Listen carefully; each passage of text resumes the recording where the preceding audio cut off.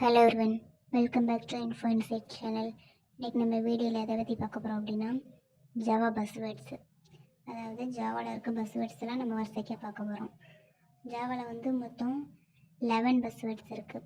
அது என்னெல்லாம் அப்படின்னா simple, object oriented, distributed, compiled and interpreted, robust, secure, architecture, portable, high performance, multi threaded, dynamic. இது எல்லாத்தையும் one by ஒன்றில் என்ன இருக்குது அப்படின்னு சொல்லிட்டு வரிசைக்காக பார்க்கலாம்.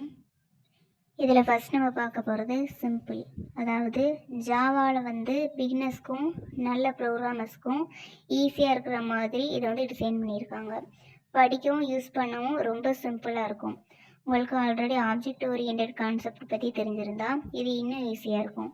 தேவையில்லாத ரொம்ப காம்ப்ளிகேட்டடான விஷயங்கள் எல்லாம் இதில் எடுத்துட்டாங்க.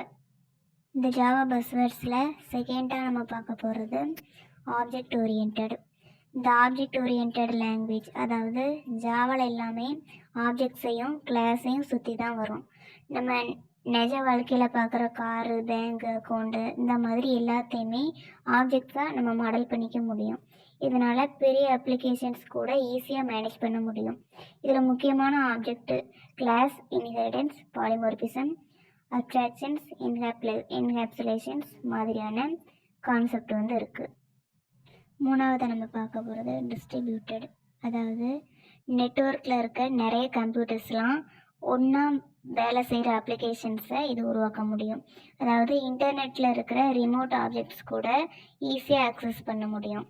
அதிக ப்ரோக்ராமர்ஸ் வேறு இடத்துல இருந்துக்கிட்டு ஒரே ப்ராஜெக்டை ஒன்றா சேர்ந்து வேலை செய்கிறதுக்கு இது ரொம்ப யூஸ்ஃபுல்லாக இருக்கும்.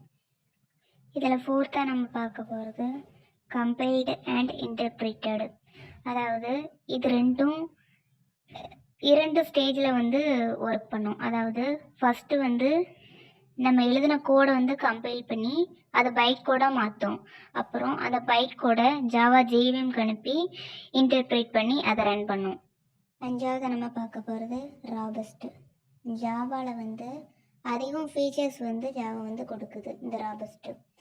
இதனால் ப்ரோக்ராம்ஸ் நிறைய என்விரான்மெண்ட்ஸில் ரிலேபிளாக எக்ஸிக்யூட் ஆகும். 6வது நம்ம பார்க்க போகிறது secure. JVM Java bytecode execute பண்ணுறதுக்கு முன்னாடியே அதை ஒரு வெரிஃபை பண்ணும். இந்த ஜாவாவோட செக்யூரிட்டி கண்டிஷன்ஸ் ஃபாலோ பண்ணுதா அப்படின்னு சொல்லிட்டு பார்த்துக்கும்.